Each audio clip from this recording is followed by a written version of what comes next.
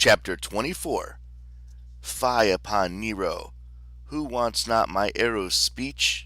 I can relate, though. Lou was right. I hated her plan.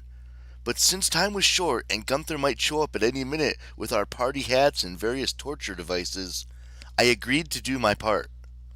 Full disclosure, I also hated my plan. I explained to Lou what the Leo would demand in exchange for the faces. Lou glowered like an angry water buffalo. Are you sure? I'm afraid so. He guards immortality, so... He expects a sacrifice of immortality? The words hung in the air like cigar smoke, cloying and suffocating. This was what my trials had led to, this choice. This was why Python had been laughing at me for months in my dreams. Nero had made me the cost of his destruction, giving up the one thing that I wanted most. To destroy him, I'd have to forfeit my own godhood, forever. Lou scratched her chin with a forehand. We must help Meg, whatever the cost. Agreed. She nodded grimly. Okay, then that's what we'll do. I swallowed the coppery taste in my mouth. I was ready to pay the price. If it meant freeing Meg from the beast, freeing the world, freeing Delphi, then I would. But it would have been nice if Lou protested just a little on my behalf. Oh no, Apollo, you can't. I suppose our relationship was past the point of sugarcoating, though. Lou was too practical for that. She was the sort of woman who didn't whine about getting her hands cut off. She just taped silverware to her stumps and got on with business. She wasn't going to give me a pat on the back for doing the right thing, however painful it was. Still, I wondered if I was missing something. I wondered if we were really on the same page.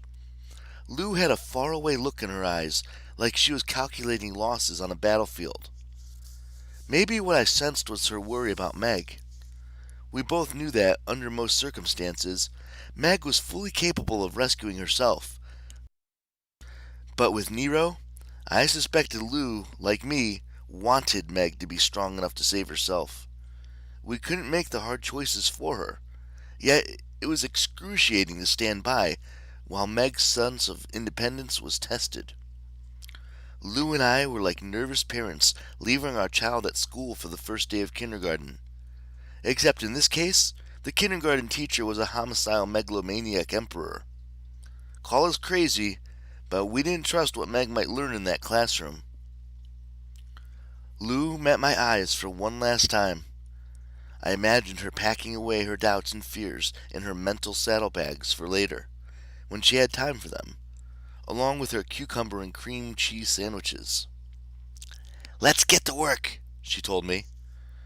It wasn't long before we heard the hallway door bang open and heavy footsteps approach the cell. Look casual, Lou ordered, reclining on her couch. I leaned against the wall and whistled the tune to a man-eater. Gunther appeared, a batch of neon yellow zip tie restraints in his hand. He pointed a finger gun at him. Hey, what's up? He scowled. Then he looked at Lou with her new silverware attachments, and his face split into a grin. What are you supposed to be? Ha ha ha ha ha ha! Lou raised her fork and knife. I thought I'd carve you up like the turkey you are. Gunther started to giggle, which was disturbing in a man of his size. Stupid, Lou! You have fork and knife hands! Ha ha ha ha ha ha! He tossed the zip ties to the cell bars. You, ugly boy, tie her arms behind her back, then I tie you. No, I said. I don't think so. His mirth disappeared like foam on a sink soup. What you say? You want to tie me up? I said slowly. You'll have to do it yourself. He frowned, trying to make sense of the fact that a teenage boy was telling him what to do. Clearly, he'd never had children. I'll call the guards. Lou snorted. You do that. Can't handle us yourself? I'm too dangerous. She held up her knife hand in what could have been taken as a rude gesture.